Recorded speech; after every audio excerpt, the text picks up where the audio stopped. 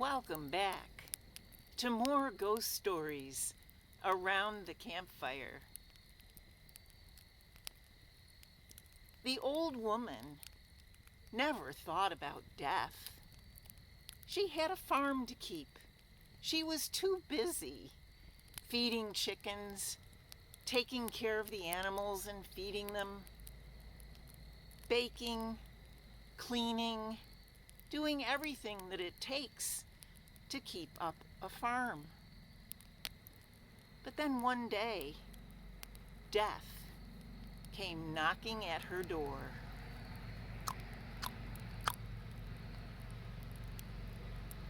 Hello. It is time for you to come with me. And the old woman said, "Why, certainly not. I don't have time for death. I'm in the middle of feeding the chickens. Can't you see? Now go away and come back another time." Well, Death wasn't used to being treated that way. So he walked out the door, but before he left, he took his long, skinny fingernail and scratched a word into the paint. It said, "Tomorrow." And of course, when the old woman left to go shopping, she came back and she saw the word scratched into her door.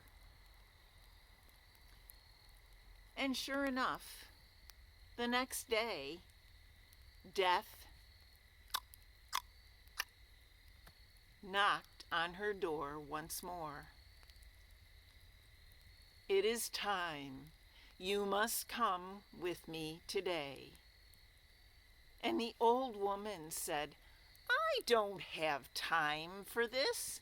I don't have time for death. Can't you see I'm in the middle of cooking my dinner? You'll have to come back tomorrow." And Death, again, he wasn't used to being treated this way. So as he walked out the door, he pointed to the sign that he made in the paint. "I'll be back tomorrow." Sure enough, Death returned. And there she was, standing at the door. "I can't believe you keep coming back. I just don't have time for this. I'm in the middle of vacuuming. What are you talking about? I'm supposed to go with you. Why don't you look at that sign that you made on my door? It says tomorrow. Tomorrow is not today, it's tomorrow." Death couldn't argue with that, so off he went. And the old woman was getting a little irritated at this point. She knew about the time that Death showed up every day. So when it was getting close to that time, tomorrow, the next day, the old woman decided she was going to hide.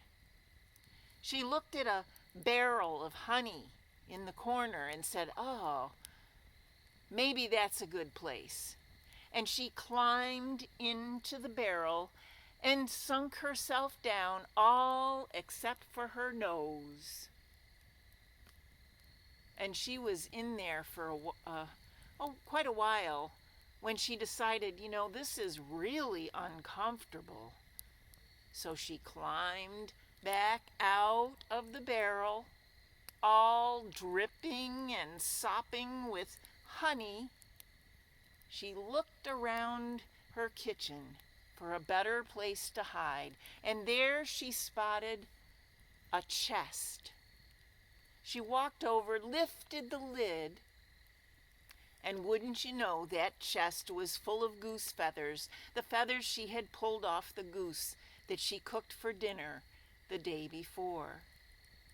Well, it was just about time for Death to arrive, so she hopped in to that chest full of feathers and closed the lid on top of herself.